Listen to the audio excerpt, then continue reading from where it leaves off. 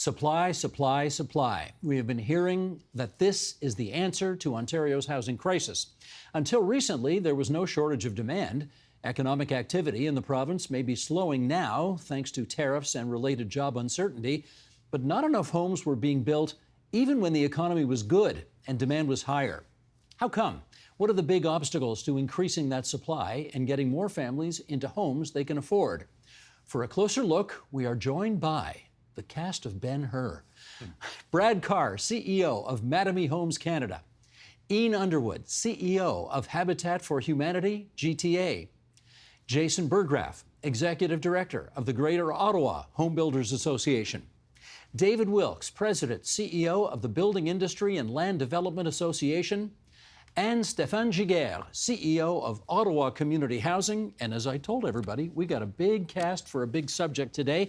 So thanks to all of you, particularly you guys, for coming in from the nation's capital to join us here at TVO tonight. Dave, to you first. Before all of this economic uncertainty, the tariffs, the trade business, all of that, how big was the supply gap in the province of Ontario? So our bias is around the GTA, but we certainly had a supply gap of that we had with us in the hundreds of thousands of units for some time. And what we've recently seen is because of the economic uncertainty that you mentioned, Steve, and because of a cost to build crisis that I'm sure that we're going to talk about today, we've just seen demand stop. Right, and so the combination of the consumer not being certain of possible recessions and whatnot, combined with the inability to purchase what the industry is able to offer because of that cost to build, has really put the brakes on the industry. Since you mentioned cost to build, I forgot to mention, and this is where I should mention, that my brother is a home builder in the province of Ontario, in Southern Ontario, so we put that on the record for everybody's edification. Is it as bad in Ottawa as it is in the Greater Toronto Area? Yeah, Ottawa is facing the very similar challenges, and I will add also some elements around complexities in terms of approvals and in terms of the layers that we have from 40 years ago, 50 years ago, when our grandparents were building. It was kind of a three-step process. You were acquiring a land, going for financing for the next 30 years, with fixed mortgage rate, and you were building. Now, today, we talk about so many layers of regulation, of financing, construction financing, to mortgage financing, and to refinancing. And in all of those layers, what is interesting is that there are a lot of financial interests.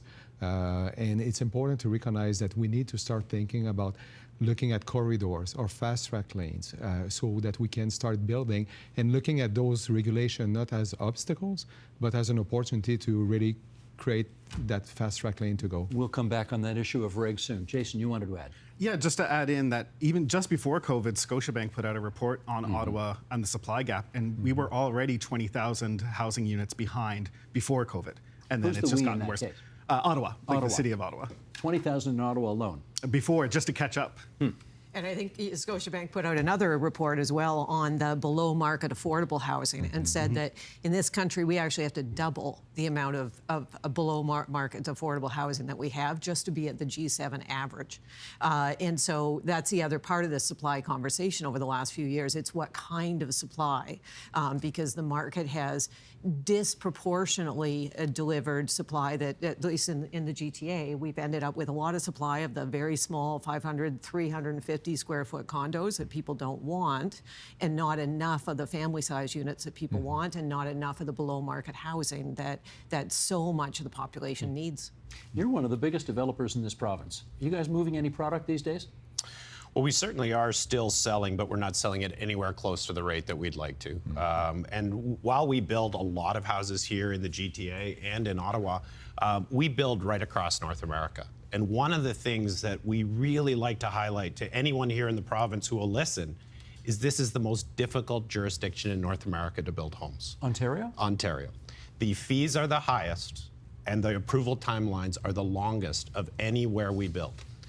I got something on that. Can I call an audible here, control room? Because you talk about approval times, and we've got some cities here in the province of Ontario. Sheldon, I'm on page 3 now. Can we put this graphic up at the top?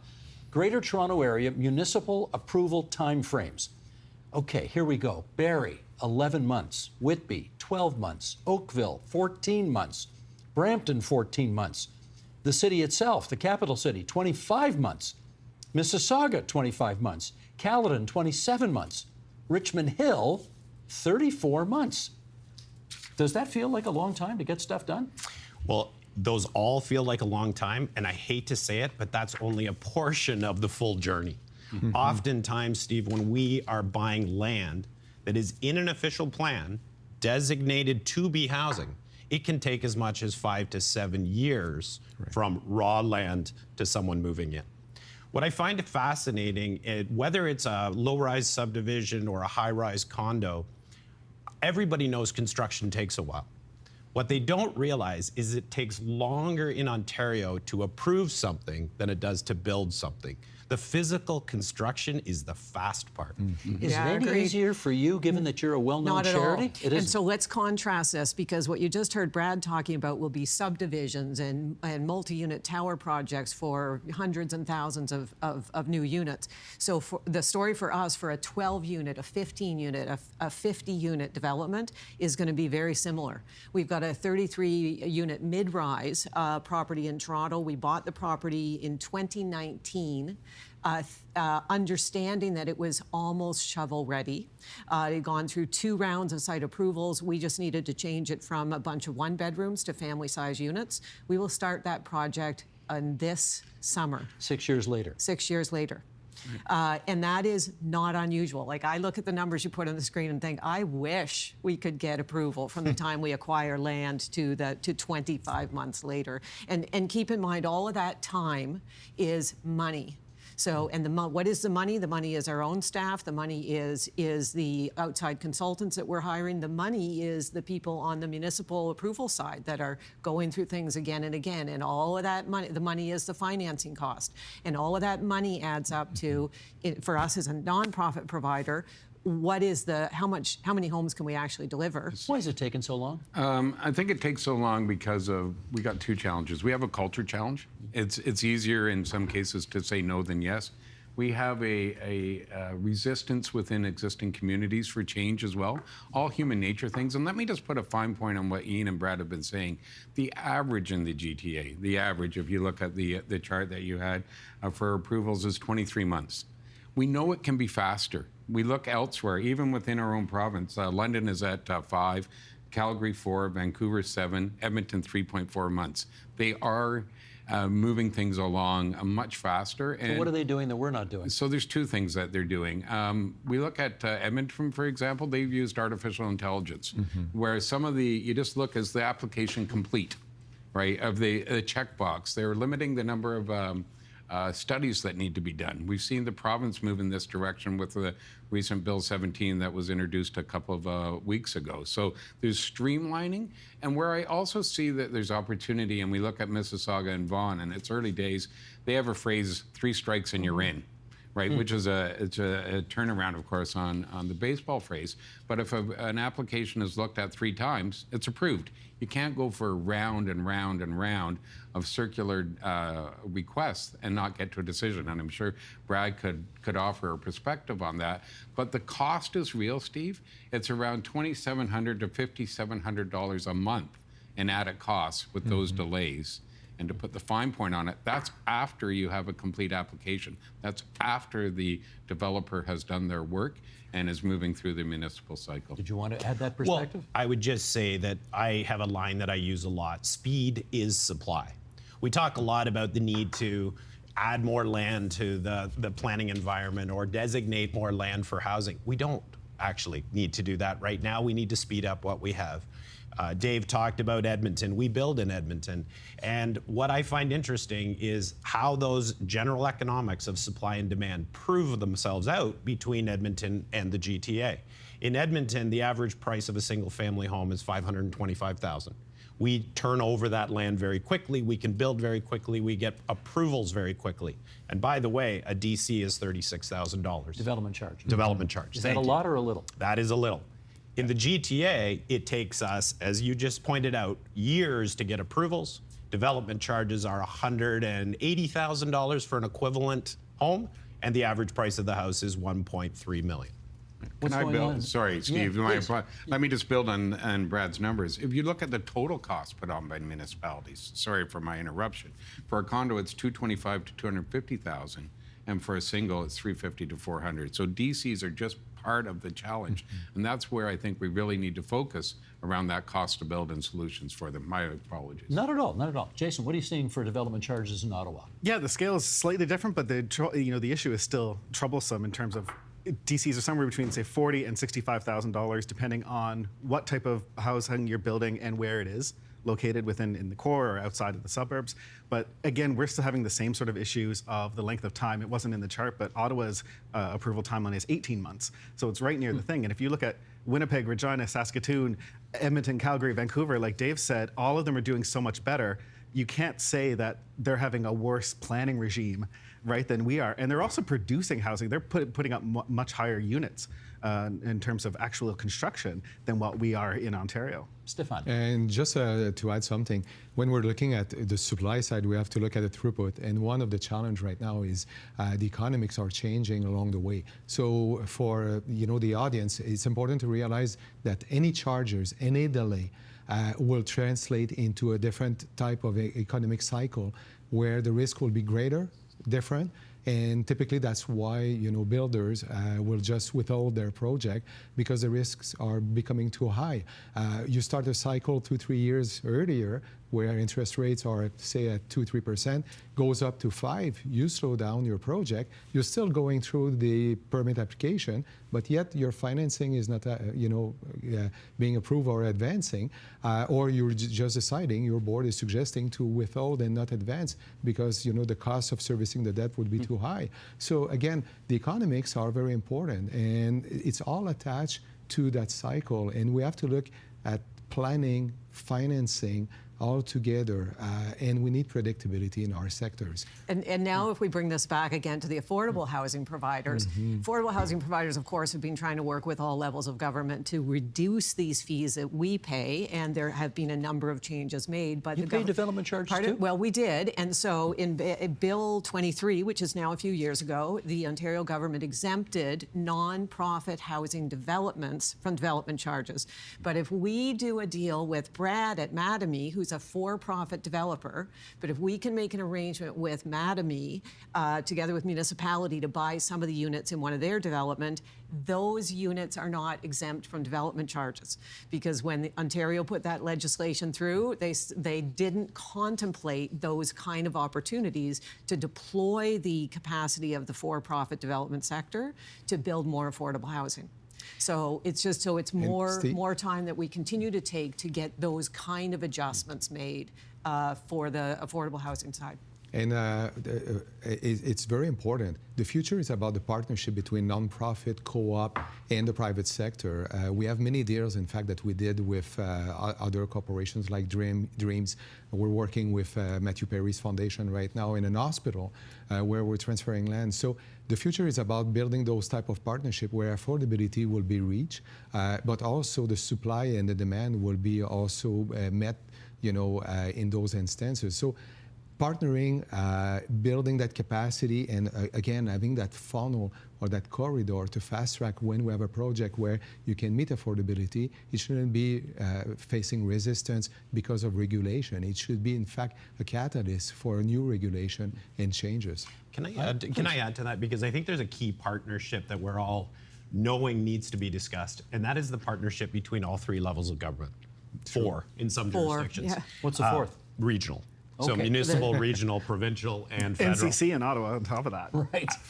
I think that what is unfortunate about, or the challenges of unlocking the housing supply in this country is oftentimes the different levels of government are at odds with what they're trying to accomplish. And we need each level of government to participate. We're very encouraged by the fact that the federal government is finally entering the housing conversation. They've announced some really exciting ideas through their platform. We need to quickly see those become policy. But then what we need, or what we perceive we need from our lens, is everyone to stay in their lane. it's when government kind of works at odds with each other and instead of complements each other that things slow down even further. Can you give me an example of how they don't stay in their own lane and how that has an adverse impact? So Bill 23, we'll go back to that. There were some parts of that were designed to really speed up the municipal timelines. What the municipalities did in response to that is, or many of the municipalities, I shouldn't assume everybody's the same, but they basically said, okay, if we have to do that within that time frame, we're going to go add this policy over here. So they put a pre-approval process in front of the process that they were told to speed up. Okay. I have heard people talk about inflation, and then I have heard them talk about housing inflation. And they are two very different things. And again, we're going to bring another chart up here, because we want to show you what construction inflation over the past 6 years has been like. There is an 80% increase in costs to put up an apartment building, and a 100% increase in the cost of building a single-family home. That's running a little faster than the regular rate of inflation. David, why? So I think there's a number of factors why. There's the market-based factors around material, around land, around interest charges. Where we focus on from Bill is what is the influence that government is having on those numbers. And if you look beneath those, and we talked about this a little earlier, DCs have increased between 2011 and 2025 by 350%. So if those numbers are aggressive from an inflation perspective, that certainly is. And so I think there has, you know, the current market, and to steal a phrase from history, you never miss a good crisis. This market is in a crisis. We have the lowest level of housing in the G7. Our population growth is outpacing the housing starts. It was beforehand. It continues to be so now, even with immigration being slightly lower than it was. So if we don't use this opportunity to change from the word crisis to take a hard look on the way that government treats housing, then we're never getting out of this challenge. So the construction costs that we focus on is those that are influenced by government. And we truly believe there's an opportunity to both temporarily reduce DCs, as we've seen in Vaughan and Mississauga, but more importantly, to structurally change the way DCs are calculated. And there's a number of things that the province has put forward around the treatment of water and wastewater, the treatment of land, the treatment of things that are called community benefits that could fundamentally lower those costs that I referred to by about 50%. Well, can I follow up, Jason, with you on that? One of the reasons municipalities say they need to impose these development charges is because someone's got to pay to put in the pipes, right? Someone's got to pay to set up all the services that come associated with housing developments. Who should be responsible for paying those, if not the people who are buying the actual homes? So there's not a really issue with growth paying for growth overall. It's that there's so many other items within a development charge and every municipality that is arguably not really about growth. Like in Ottawa, there are two prime examples. One is an Olympic quality swimming pool. Now, I'm not saying Ottawa doesn't need a swimming pool for that, for swim meets and tourist attraction and all that, but the vast majority of that cost shouldn't be paid by new home buyers, right? It's a very specialized thing overall. The other is Ottawa's interest payments on its borrowing for LRT, the light rail transit, that first stage. Home buyers for the next 10 years who are only moving in now are paying the full cost of that interest payments because the DC Act allows you to do that. So home buyers are coming in on a system that's already been running for 5 years and was built before that. Like, you can't tell me that that's a strictly growth piece that only home buyers moving forward from today should have to pay for. Whose political decision was that? Who made that call? The City of Ottawa makes that call. Now, the Development Charge Act allows them to do that, which is also hopefully one of the changes we'd like to see, in that the province has also said in Bill 17, you know, we're going to start scoping down what you can put into a development charge, specifically, I think, to, you know, work on items like that really are arguably not strictly growth related. Brad? I think that what's important is that we look for models right across North America that are working and functioning differently. There are lots of examples for how development growth is paid for in other jurisdictions. For example, in many of the markets that we work in the United States, there's something called community district development bonds, where essentially you finance growth for a specific node privately, and then you add that on to the property tax bill of those homeowners for the next 50 years. Great way to have the private sector do it. Private sector is highly motivated to do it very quickly, very cost effectively, because the reality is those CDD charges, as they're often referred to, are a competitive advantage for your community. The lower they are, the more likely you're going to be able to sell your homes into the open market. When you have a competitive element for your development charges versus one that's just a tax, you're likely going to deliver them cheaper. Are they considering that at Queen's Park, a similar kind of We're instrument? certainly having conversations with the new minister, and we're very impressed again with the open-mindedness to solving this crisis. Can I build on that? So the answer, Right here and then right here. Yes, is what there is. So within Bill 17, the water and wastewater model that they're looking at is exactly what Brad had talked about and has been done in Quebec, Texas, as well as in Florida. And not to get too weedy here, but what it does is rather than charging for the water and wastewater that is required for new development, all within the DC, the development charge, and that paid by the first homeowner, spread that over the useful life of the asset. So make it over a 25-year period, treat it like a utility, so those that are actually using the water and wastewater services, so if someone buys a home and is in it for 5 years, they pay for it then, they sell it, the next person for the next 10 years pays it. So there are changes that are being contemplated, and land is another one. Rather than compensating municipalities for estimated land that they'll need for things like libraries, compensate them for the actual land that is purchased. So make it more precise. And Steve, I want to build on a point that you asked earlier. We're not arguing that DCs play a role. Municipalities need to have the monies that they need to facilitate growth. It's in everybody's best interest, our industry, the new home buyer, the community. But what we're arguing is that this act has not been updated since 1997, much like the HST, which I suspect we'll get into a bit later. It's time for a change. And those two changes alone around the treatment of water and wastewater and the treatment of land fundamentally reduce DCs. Jason. Yeah, Dave hit the point on the utility model. I mean, that's how we deliver electricity infrastructure. That's how we deliver gas infrastructure to new communities. So it'd be this. It's just the same sort of principles overall. And if you took water, wastewater out of the development charge, at least in Ottawa, that's a third of the cost of that charge right there, right off the top of and our on purchase your price. fees question, and Dave has now hit on it, then there's the GST component that in the federal election, we had both the leading parties make a commitment to get at GST on new homes. That's critically important. But when you think of the run-up of housing prices over the years, that has meant GST, the GST component has continued to grow and grow and grow, which has been this exponential increase in housing prices, including on us at Habitat for Humanity, because we pay GST and HST based on the full market value of the homes. So don't you get it back, though? We do not get it back. Rental, yes. We don't.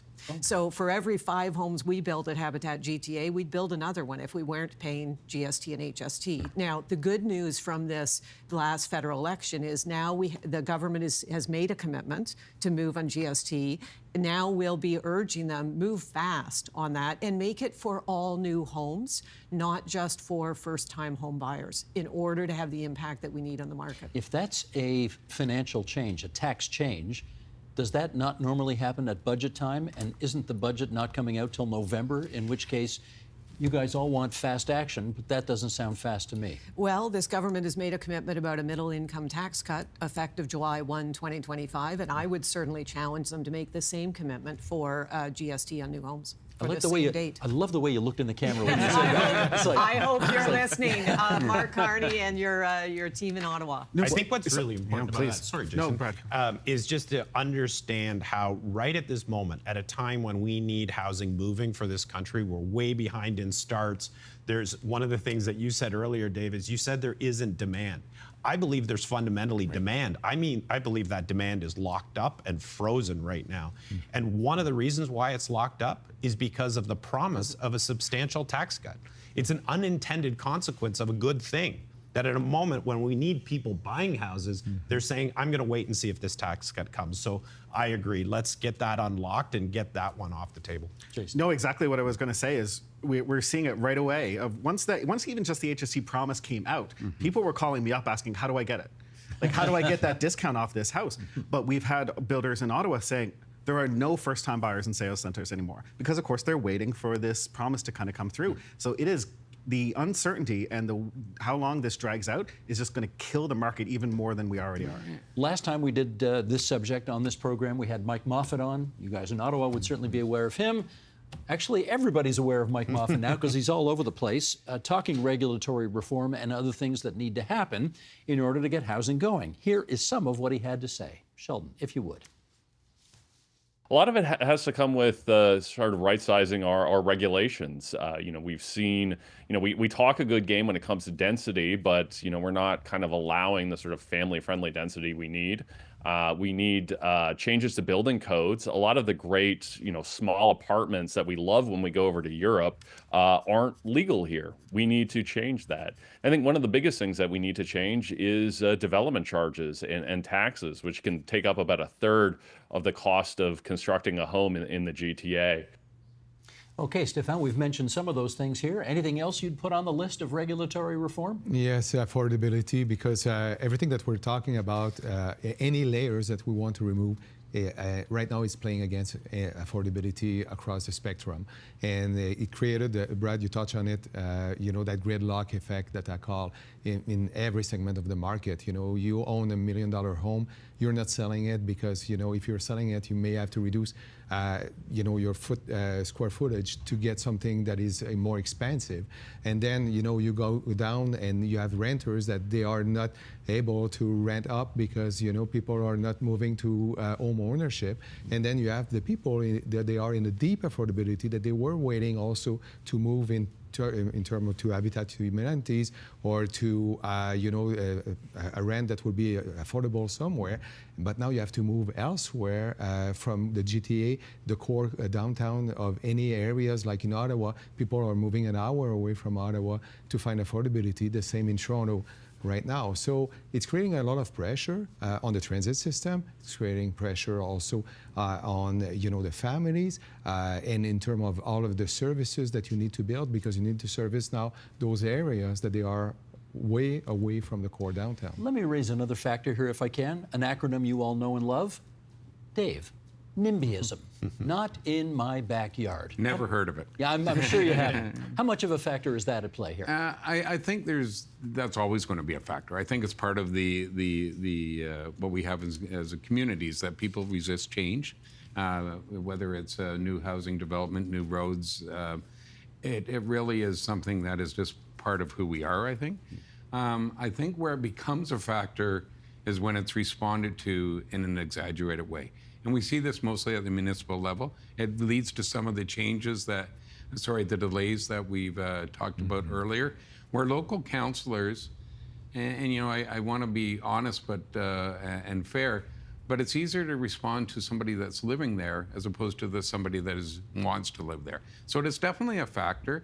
I think there's a change and a recognition, though, without new housing, we are affecting the economic strength of our communities and the social fabric. So hopefully we will see some more courage out of our local politicians in order to balance the needs of existing and new. Well, it's not just local politicians. I've heard the Premier say, look, there's no way we're putting fourplexes up in residential neighborhoods. That kind of densification is necessary, isn't it? 100%. And I'll just jump in and really double click on what you said, Dave. To solve a housing crisis, you actually need to focus on home seekers, not homeowners. Our entire system is designed to give an amplified voice to those who already own a home. And we need to change the conversation, I believe, in Canada to where we're really focusing on our kids, our grandkids, and thinking about those people who are coming, who will be priced right out of the housing market if we don't add supply. But they don't live in a politician's riding right now. Today. And I think the last time I checked, the best way to get reelected is to think 4 years at a time, not decades at a time. To solve a housing crisis, you have to imagine things that need to be put in place today to ensure the health of the country in 10 years from now and 20 years from now. Yeah, and I think, so I do think we're making some progress on NIMBYism, and some of that is being through regulation, like in Bill 23, the change that was made that if you're building anything that's 10 units or less, you can go straight to build permit, you don't need site plan approval. So that's a small thing that changes it. So I think we're making some progress, but I think Brad has put it exactly right. We need to shift this to be future home occupants. But in Mike's comment that you had earlier, he talked about the increasing regulation. And Dave and I were on the Ontario Housing Affordability Task Force a couple of years. One of the things that we pointed out in that is that the Ontario Planning Act, which is the act that kind of sets the general framework for anything that gets built, in 1970 it had 17,000 words. In 2020 it had 96,000 words. How many good ones? And that's only one of the acts that prescribes the work we do on the ground to build homes. And so that then translates into all these personnel that are working through all of those words and regulations. And as was referred earlier, the conflict that creates between all the different people and the lack of coordination is also what slows things down. So to use a quick example, we have a development in one of these upper tier, lower tier municipalities, went through a whole process with the lower tier, including neighborhood opposition, was all ready to go to build permit, and then it was discovered that they had forgotten to share it with the upper tier engineers. Who's the they? The lower tier municipal planners had forgotten to share it with upper tier engineers. When upper tier engineers looked at it, they had a different view than lower tier on whether there's enough room for fire trucks. Oh boy. So then we have to redesign to create more room for fire trucks. That causes the building to move back, and then the conservation area behind the property says, well, now you're impinging on the environmental considerations. So this is just a microcosm of what all of us deal with. And my observation is the challenge in our desire to get everything right, what it has meant is that housing is what comes last after you've considered environmental, transit, traffic, neighborhood character, historical, after every possible other consideration is taken into account, whatever little piece is left is what you get to build. And that's not the way to respond to a crisis. Speaking about whatever little piece is left, we have a minute left. So Jason, let me go to you on this. I don't know how you satisfy both constituencies in this housing crisis. The people who are currently in the market, who do not want to see a diminution of the value of their property, plus satisfying the people who want to see a diminution in housing prices, because how else are they going to get in? How do you resolve that? It's supply. There's been a lot of talk about prices kind of coming down, but without more supply, it doesn't matter. I often speak about my 90-year-old neighbor. She can't move out of her family-oriented, she's in a house that's meant for 5 people, but she can't move out. There's no alternative for her to go. Okay, prices go down 20%. What odds? That dynamic hasn't changed for her. She still doesn't have anywhere else to go. So it's really supply, supply, supply. Like you said, right off the top, that is the thing that's going to change the equation. Stéphane, And I briefly. will add to this the right type of supply, because we're seeing also larger families where 4 or 5 bedrooms is a requirement, and we're one of the rare one in Canada building right now in that type of model where typically you will have seen 2, 3 bedrooms. And clearly we need to adapt also to our demographics and making sure that everyone together, and this is where partnership is very important, where the economic models are there for the 2, 3 bedrooms, and the nonprofit and the co-ops and the housing sector can be there to service the specific need that some families have in Canada. Do you know, Brad, I do have one last question for you. Mattamy Homes, right? Named after Matt and Amy. Correct. But Peter had a 3rd kid, right? Well, he actually had 6 more. He had 6 more. Well, are they not unhappy about the fact that they're not named in the name of the company? Well, if that was our only problem, Steve, I think we'd be in really good shape. Good point. Mr. Director, can I get a wide shot, please, as we thank all 5 of you for coming into TVO tonight and helping us out with this. Thank you very much. Thank you. Thank you. Thank you.